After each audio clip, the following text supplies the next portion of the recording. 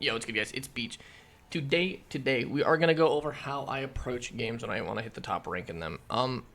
With that said, it's never too late to start this. If you guys start playing a game and you're like, I don't want to play this competitive, but you eventually want to, I would recommend doing this. I recommend doing it. Why? Because I've done it for Overwatch and I'm doing it for Rocket League. A lot of it's just when you initially start the game. It's not necessarily stuff you carry through. Some of it you do, but most of it you don't. But yeah, that's pretty much it. We're gonna go straight to it. This is how I attack new games. Let's first go over. I want to edit this in really fast, so Beach from the future. Something that I said that was really important towards the end of the video. I wanted to say in the beginning, but I kind of forgot about it. I want players, and it's a mindset thing. I want players that are trying to learn this game to think about when we were kids, when we were really young, 5, 6, 7 years old, and how we learned back then, because we're still capable of learning it now, learning at that kind of consistency now, whether or not you're me, 24, or younger or older. But the beauty of it as a kid, when you're learning things, that's super, super important, is you have no previous knowledge of a lot of things, which means you're willing to problem solve. You're willing to think of different solutions everywhere without telling yourself, no, that won't work. You're willing to trial and error over and over and over again to figure out how something works. And a lot of people in video games especially are not willing to do that trial and error, not willing to think of these new ideas because they're set in their ways. That's the small advantage I have when I come to games, is I've never played the game before, so I don't learn bad habits. I learn good habits quickly, versus I know a lot of players have bad habits and they're like, oh, how do I break these? That's how you're going to do that. Peace. Enjoy. Sorry, the quality's a little bit low, by the way. I was rewatching this and the quality is kind of low on the replays, but I was thinking that would be a good idea too, just so you can hear me later. The first thing that I do, and it's settings. We want, essentially, our own settings. You want to mimic players, but you don't want to you want to mimic high level players, but you don't want to copy them outright. So let's go over to Rocket League Pro settings, and I'm typing it on Google and you can't see it, so we just type in Rocket League Pro settings, list of player camera settings. Let's start there. The last thing I want to do is this.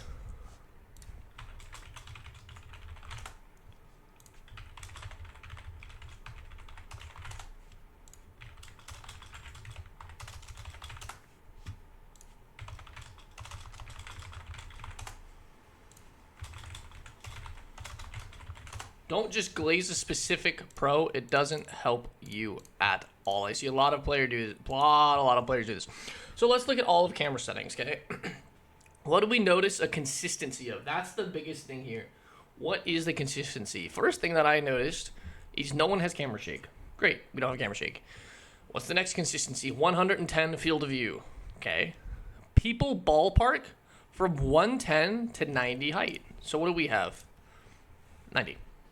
Okay, and the reason I have 90 is because I like 90 height more than 110 or 100. Then we have angle. You see -3s, you see -5s, you see in between. You don't really see much else. So what do I choose? I chose -3. Why? Because I prefer it. Let's look at height.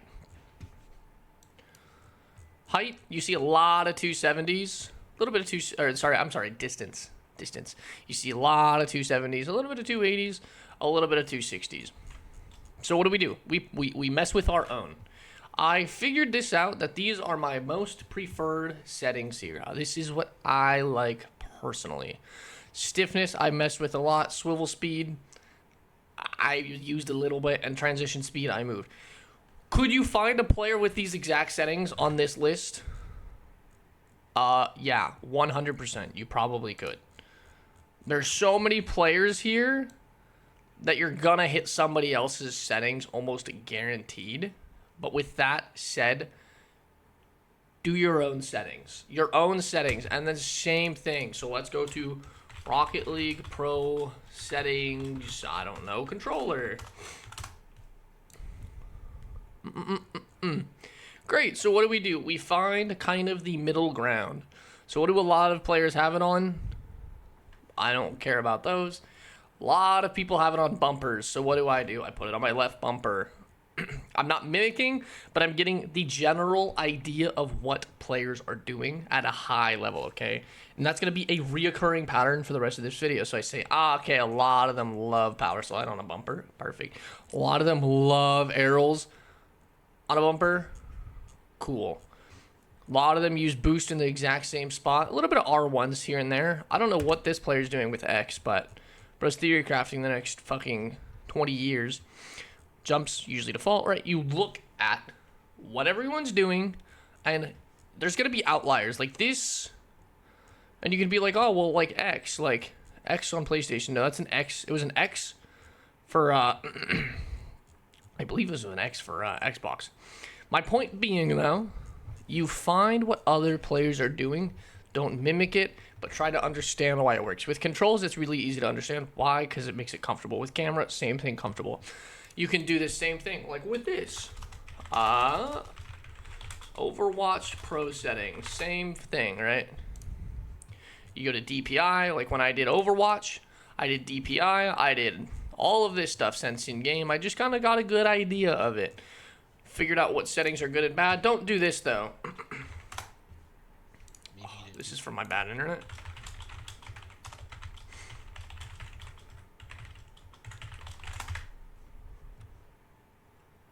Oh my god, this is the best settings this season. And then start adjusting these. And then don't come straight over here and be like, oh my god, I need to just adjust all of these. Sorry for the black screen. Adjusting all of these like right away to fit this video. Find what works for you and stick to it. Same thing with settings. Sense settings, I'm a little bit different, and I've heard that. But this is what I like. Preferably if you push your stick, can you hear that, to the plastic a lot, I would recommend keeping these low. If you tend to just kind of move it in the middle, you can move these up. It's preference. Don't sit there and keep chasing other people's settings. Cool? Awesome. So now this is where it actually flips just a little bit here. This is kind of what you want to do. When I was playing Overwatch, what I would do is Overwatch, I wouldn't look up tier lists, I would look up leaderboards. Let's look. And I'm only using Overwatch because Overwatch has a little bit better of an API. It shows you the most played. So let's say I played support. Hopefully this actually works. Most played support. You'll find, this is a shitty website, and as most will be for APIs. Same thing here. I don't know. We'll try one more time. I don't really care too much. Same thing. What about this? Does it tell you the heroes that they play? My point being is you'll find what heroes are used consistently in the top 20 to 15 rank, and those are the heroes you use. Why? Because they're the strongest. Even if they're difficult, learn them. If you want to climb, you're going to have to do difficult things. Now, with that said, the same thing applies to Rocket League. So let's go look at the Rocket League leaderboard. And our top, let's just take twos, for example, because I play twos. We got Nasen, Drawley, and Whippo. Seiko, Atto, Sivatir, Raziers, and TRK. What do all of these players have in common? They all play. Let's just look. Oh, I hate this so much. Rocket League Pro Replay. This will be another thing we go into. Look at all of the people that play Fennec. You have 2 Octanes and 8 Fennecs. More Fennecs, more Fennecs, more Fennecs, more Fennecs, more Fennecs. 1 Octane, he usually plays Fennec. 2 Octane players, Rawatz usually plays, and you have some Octane players, but you have the majority of the players, and the majority of the top 10 players play Fennec. The reason that is you might not know that when you first start playing, but if you use what high-level players use, there's a reason they all use the same thing. Whether or not it's a car in a game, whether or not it's a hero in a video game. Hero in a video game is a little bit different because of balancing in Overwatch, but with this, it's the comfortability of the car. It's how it feels, right? I don't want to go play this thing. Like, I'm just going to be honest with you guys. The last thing you're going to see me playing in is this. And I think the last thing you're going to see a lot of pros playing in RLCS is this thing. And it's okay to be a little bit different. It's okay to have an Octane preset. It's okay to have, like, not the standardized presets. Like, I have something fun, right? Like, you can kind of break away from the main stuff, but you still want to follow kind of what pros are doing, and you'll slowly learn why certain cars are good for certain things. I love this car because it feels good to shoot in. I love the power hits. I love the shooting. I like the ground control. However, it feels a little bit slow for me. Octane, I love because it feels fast. I feel mechanical. I feel like I want to pop off in this car. And you'll slowly learn your car's uses for yourself, but mimic what the pros do. The general. You don't have to just follow one. No, I would recommend never following one specific pro. Cool. So now that that's out of the way, we've picked a car. We've gone through our settings. So we've gone through here. We've gone through here. Now it's time, how do we understand the game? So this leads us perfectly to here. With that said, when you play a game or you do something in life, you want to figure out the fundamentals. And what does fundamentals mean? Let's look it up. Fundamentals. Forming a necessary base or core. Okay.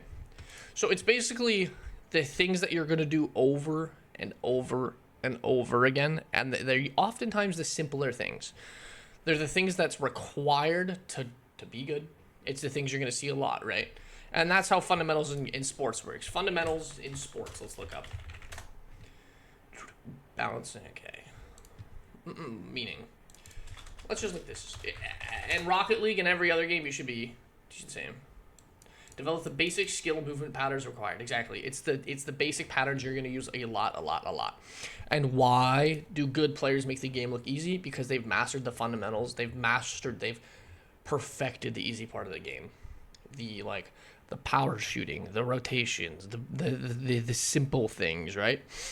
So let's go figure out what the fundamentals are. We're going to watch 2 or 3 replays, and what we're going to do, and I recommend you guys do this as well, find the similarities in people's gameplay. Okay, so let's learn from someone's replay. Let's watch Material.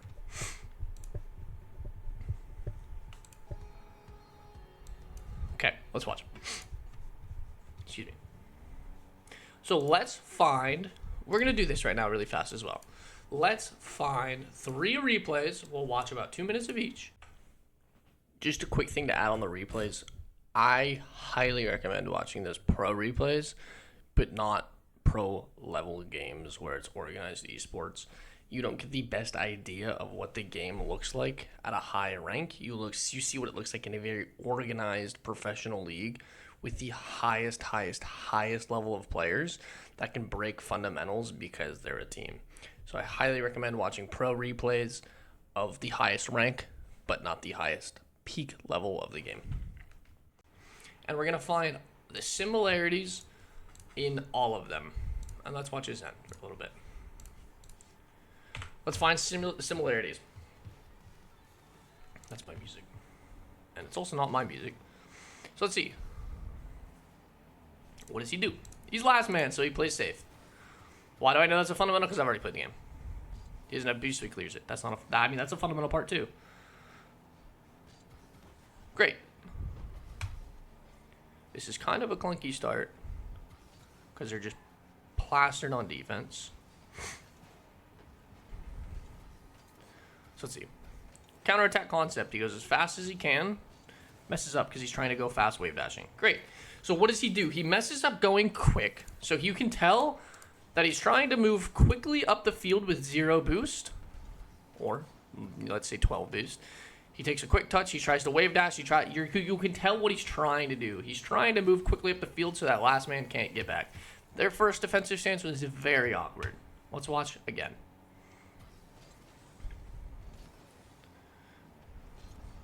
His first man challenges. Why? Because his first man's closer to the ball and the ball was on the ground or the wall. He has to jump because he's last man. What does this defender do amazingly?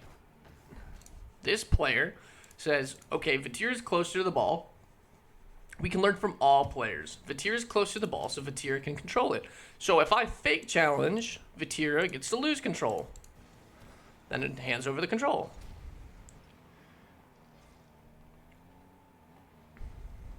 So what does he do? He's waiting. He's buying time. He's not just challenging. What is he doing? He's waiting. I have to go get that. Alright, so let's watch this. As second man, what's he doing? He's done this multiple times, but we're going to actually notice it this time.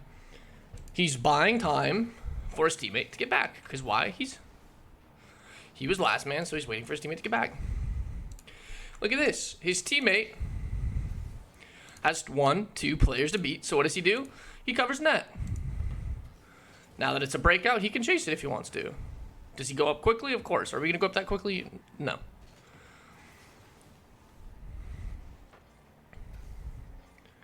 There's 2 players to beat. What does he do? He goes back. What's he doing? He's buying as much time as possible and making it as easy as possible for his teammate. And how does he do that? He tries to stick to the ball. What does he do? He does the same thing. He's trying to make it as easy as possible. If he just leaves the ball, Premix gets a free clear. However, since he 50s and stays with it, he helps his teammate out. The overall concept is making it easy as first man for your second man. That's the overall fundamental part of the game. So his teammate has 2 to beat. So what does he do? He just kind of plays back. And he goes all the way back. I don't really advise that, but it's still smart there. Why? Because his teammate has 2 to beat. What is his teammate doing here? Incredibly well. They're rotating back. Vatir is just waiting. They're rotating back. They're trying to play. They're getting ready to establish defense. And his teammate, what does he do? He takes, let's look. Is this on 720? Yeah, it is. I'll just play it at 720. His teammate takes 1 challenge, sticks to the ball. Why? Because it's on the ground. His teammate's still first man, and takes a second because it's on the wall. Makes it incredibly easy for Vatir not to give a goal over. Vatir's teammate's doing a great job making it easy. Vatir goes up quickly because it's a counterattack, right? Because if Vatir gets this perfectly, this kid's not ready to be back by the time this player's here. So just watch like 30, 40 more seconds.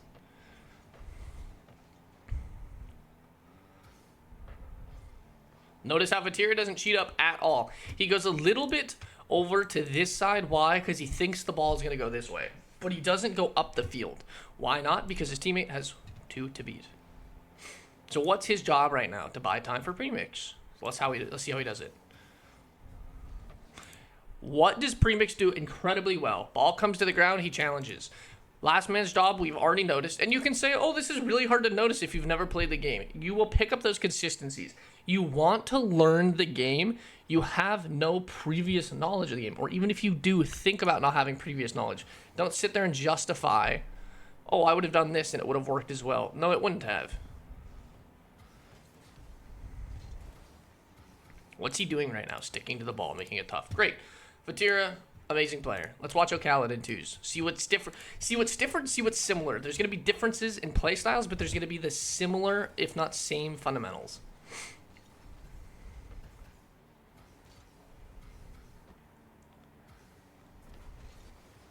Perfect. What does he do? He makes it incredibly easy for his second man because he makes an amazing play himself. However, he still tries to 50 it regardless of the situation. If he loses that 50, he's still 50ing at least. His teammate has 1 to beat. So what does he do here? We didn't see this much with Vatira, but his teammate has 1 to beat, so he cheats up. Does it work? No. His teammate has 2 to beat, 1, 2. Even if they're double committing, you still back up. And now, since they double committed, you get to assess. Can we all do this air dribble? No. But if you're playing the fundamental way and you're playing in your own rank, you'll still be able to make something threatening if you're positioning correctly. His teammate has 1, 2 to beat, and his teammate also doesn't have control, so what does he do? He just wants to buy time for his teammate to get back. He tries to go fast to make the guy overcommit. Good demo, though. Mistakes are going to happen. You're going to get beat. Something's going to happen. What does he do right here? This is amazing. He goes backboard as second man. Why? Because he has to use little to no boost, and he gets to clear the ball. And what does he do even better? He sticks with the ball to make it easy for a second man. And you could say, oh, well, it's not easy for a second man. It's a whole lot easier if the ball doesn't go middle. With that, them having the ball middle, than him semi-clearing it. What does he do? He goes backward as last man. Sticks to the ball. Ball's on the ground. He's first man, so what is he going to do? He's going to pressure it. Is he going to go back to the ball? His teammate comes up, so he rotates out. Ball's on the ground. Teammate's first man. First man goes. First man, teammate, whatever. He's in an awkward spot. What does he do? He just plays slow. No panic. Just slow. Very good pre-jump by their first man. Why does he not cheat up here? Can anyone guess? Why is he not just getting up on goal line here? Let's watch. Because his teammate didn't have full control of the ball. And that's why they didn't challenge him. Or that's why they just waited. If your opponent doesn't have full control of the ball in the air, you can just wait. This is an awkward flick. Why? Because first man should usually go for the ball on the ground. However, second man went up, or first man went up because it was in the air. It makes it awkward. Flicks are really good. High flicks against two players are really good because it can confuse who goes up. This is a lot higher level play than what a lot of us are used to, though, so they're going to have a pretty good understanding of who's doing what. What does he do? He goes backboard because it's safe, sticks to the ball, beats, gets a goal. Right? Counterattack concept, okay? What does he do here? He gets the ball. He starts to attack quickly, and he takes the fastest touch possible, beats out the defender. Is this ball in net? No. But since he beat the defender out playing quick, great. So we're watching a defense, offense, counterattacking, and counter-defending. There's all of these different fundamental parts you can take apart of the game, but the overall umbrella fundamental part is if you have a teammate behind you, pressure the ball until they go to the air, then you can rotate back. Or if you have the ball and you have a teammate behind you, try to make it easy for them. And if your second man, if your first man has one to beat, cheat up. If he has two to beat, play safe. Why do they get a goal here? Let's look at this. Why does the other team score here? This touch. What does this touch do for us? He's trying to clear the ball, but they make a good pass play. And since he didn't control the ball how he wanted to, he makes it tough for a second man. He didn't make it easy for his second man. And you can say, well, he's not in a good spot either. Well, of course not. I wouldn't probably hit it that way. I would probably just double jump up to it and like lob it up over here. And you can sit here and say, oh, well, he's a pro and you're not. Of course, but there's different things you can do in different situations, and learning from other players' mistakes as well will make you that much better. It's a really interesting interaction. Okay. We'll watch 20, 30 more seconds of this. So what does he do? He goes backboard. Why? Because he doesn't have to waste boost. He has 90 boost when he caught the ball. Gets a reset.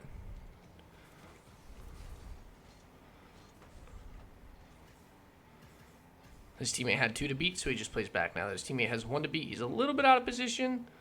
That was a weird ball to go for, but he still plays that side because his teammate has 2 to beat. Now his teammate has 1 to beat, right? So his teammate has 2 to beat here, so he goes back up on the sidewall. Now teammate, 50-50, that guy. That guy's out of the play, that guy's out of the play. Now it's a one-on-one. And since they're on offense, he wants to pressure it. That's why he just goes. Now, isn't sure how the challenge is going to go, so he doesn't jump. Great. So let's watch one more replay. Now we're going to watch Zen. Here's the thing about Zen. Zen is one of the smarter players in the world, and Zen is also one of the more mechanical players in the world. Let's, instead of looking at positional fundamentals, instead of doing that, let's watch mechanical fundamentals. What mechanics is he using? A lot of, okay? With that said, I'm not taking everything out of those small plays. You could take so much information out of that, but when you're new to the game, you're not going to learn all of that, right? If you're actively thinking, you might say, oh, since his teammate's going up the field, he might go up the field. But you have to think about all of the scenarios, right? And that's how you kind of create these fundamental concepts. I could have explained a lot of the scenarios there. It's just really easy watching a replay rather than playing in that scenario, because it's just like, oh, he's doing this because of this, right? Think about what they're doing and why they're doing it is the biggest thing, and you'll pick up fundamentals that way as well. Let's go here. Let's see what happens here. So we're going to watch mechanical fundamentals. We're going to see what he does consistently on mechanics. Obviously, flip resets aren't a super fundamental part of the game. However, you're going to see a lot of them probably from him. Good challenge by them.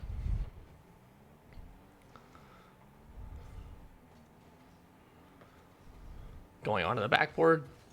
50-50s are a mechanic, fundamental part of the game. You're going to see a lot of 50-50s. You already saw a lot. You're going to see a lot more. You could say, At a high level, there's going to be a lot more mechanics, but they're not the fundamental concepts. Power shooting. Have we seen it once from Zen? Yes. Have we seen it from his opponents? Yes. Fast aerials. What did two players just do? He went up as fast as possible. Now Zen went up as fast as possible. There's two fast aerials. You can say dodging is a fundamental mechanic in the game. Just because you don't have the ball doesn't mean it's not mechanical.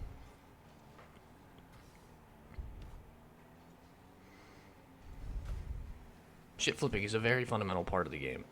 Air dribbles, I would consider a fundamental part of the game. However, the stuff you do with air dribbles then become a situational mechanic, right? What's he doing? 50ing, another fundamental part. We've seen a couple of 50s. Even if you don't know what if you don't know what they're called, that's fine. I saw two cars hit the ball at the same time, multiple times. I saw a little bump play. Two cars hit each other at the same time. I see a lot of dodging around the field. Think about why he does that to maintain speed. You see a lot of wave dashes. That was a variation of the wave dash. It wasn't the simple version, but was one. Dodging. Everyone's dodging. Why? To keep speed.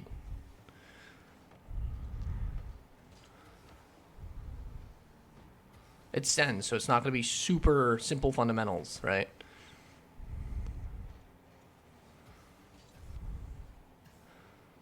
Dribbling. I mean, that wasn't so much dribbling, but it's controlled short touches, which is what dribbling is. He wasn't exactly dribbling the ball. You're not going to see a lot of dribbling, but dribbling is a fundamental part of the game, and that's just short controlled touches. Let's watch a bit more. Kickoff, fundamental part of the game, but not mechanics. There was dribbling. We've seen dribbling a few times. We've seen it again. That's a power shot attempt. Maybe a power shot attempt there too. Maybe you're saying he hit it to the backboard for himself. That's a controlled touch, part of the game, right? Controlled short touches to get the ball back are also a part of the game. What is that? A controlled short touch to get a 50. Another fucking fundamental part of the game. Mechanical. Wave dashes, part of the game. We've seen them a lot. Flicks, part of the game. You can say flicks aren't a fundamental concept. No, that's not true. Flicks are a fundamental concept. Breezy flicks are not a fundamental concept. Musty flicks are not a fundamental concept. Those 45-degree flicks are not a fundamental concept. That's pretty insane. Okay. Flick. 50, or a challenge, right? Fast aerial from both of them. Dodging for recovery. Still a mechanic. 50ing. Rawas was dribbling. 50ing. Fast aerial. That's not a fundamental part, but you could try Zen. Dribbling. Short controlled touches into a flick. 50ing. Fast aerial and an air dribble. This is a fundamental concept until Zen starts playing the game. Okay. That flip reset is not a fundamental part. Why? Because that's a specific mechanic. And you can say there's fundamental flip resets because there's a few types of them, but I still wouldn't say we're that far into the game. Power shot. Miss happens. Okay.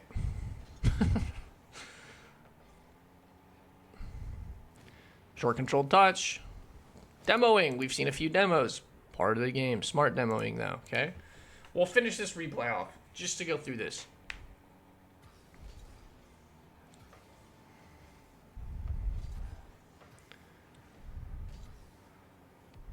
Short controlled touch. Mechanical part of the game, right? Learning to take short controlled touches is also a mechanical part of the game, or fundamental mechanic part of the game, right? Like taking these small touches. Okay, that should be game right there. So what do we learn there? Okay, it's a lot to unfold, but you notice the similarities between all the games, and we noticed what players are doing differently. That's how you create play styles, but we notice a lot of positional similarities and a lot of mechanical similarities, and that's essentially what the fundamentals are. And their overall concepts is how I see fundamentals. And now it's just applying it ourselves. I'm not going to play games on this video unless you... I'm not going to play games. I'll just release a video in a day or two. But now, we want to try to do all of those. Wave dash, great. How do we do these things? You want to learn how the game works now. And here's the thing is, if you're playing a new game or you're trying to learn, forget all of the concepts you've previously learned and the aspect of learning. Do not sit there and be like, well, I know this, so that can't be right. No, try that. When you were a kid and you were trying to problem solve and figure out new things, you learned so quickly because you had no previous knowledge hindering how you perceived things. Okay? So with that said, just learn, right? Like if I go for, let's say we'll just go for a simple air dribble. If I go like this and go here and go, oh, damn. I know I'm supposed to hit the ball on the bottom though. I know I was doing that right, hitting the ball on the bottom. I don't know why the game didn't want to register that. Oh, I hit the ball on the bottom, but something happened. Whatever, right? Or you can say, oh, I was 2 under the ball, right? 2 under the ball. Oh, game didn't let it hit my car, right? Or I know how to do this, it's just not working right now. Right, we get under it, we want to be behind it more. And now we've kind of slowly learned. That's how you attack new games. And once you get to the point where I'm at, it's just like GC2, and I've been really struggling in ones, and I've just been struggling lately in the game in general. When you get to my point, though, it's then just fine-tuning small details, right? Sometimes you're going to have terrible games, and sometimes you're going to have great games, right? But if it's an air dribble, if it's whatever, right? Like, it's fine-tuning the small details to make them consistent, okay? Because at the point where I'm at a GC2, between me at a GC2 level and somebody at like a 2000 MMR level, there's a big difference. And it's not the overall concept of the game, it's all the small details. Their power shooting is probably a whole lot better, right? Their speed, their recoveries, all of these little details just need more work on my end. And that's why I just sit and grind now, right? We sit and work on things. We work on specific things throughout the day, whatever it might be. I'll watch my own replays, whatever it is. Their game sense is probably better than mine, right? There's all of these different things, and you can say, oh, well, that's a whole lot of stuff. It's a lot of stuff, but it's just a lot of small details, right? Because there's a big misunderstanding if you're plat or gold of what the fundamentals of the game are versus if you're GC, you still kind of understand the fundamentals, I hope to God. At least in Overwatch, like when you were GM, you understood positioning, you understood team fights, you understood all that stuff. With this game, I don't really know. But that's pretty much it. That's how I attack new games. There's a lot of advice in here, and I would take it all if you can. But yeah, that's pretty much it. Yeah, I think that's everything. That's how I attack new games. I have been struggling a lot lately in Overwatch, or I'm sorry, in Rocket League, due to having to take a month off. I just can't find the motivation to like climb back to how good or like my peak where I was playing at, like 1800-ish. So I'm trying to get the motivation, trying to flip my mindset to get back to it. So we will get there soon. I will see you guys in the next video. I think that's pretty much everything. I'll do like I want to do like a 2-3 hour ranked grind. About a 2-3 hour ranked grind video. So you can watch games, see how I actually play, see how my grinds go. But yeah, that's it for today. Peace.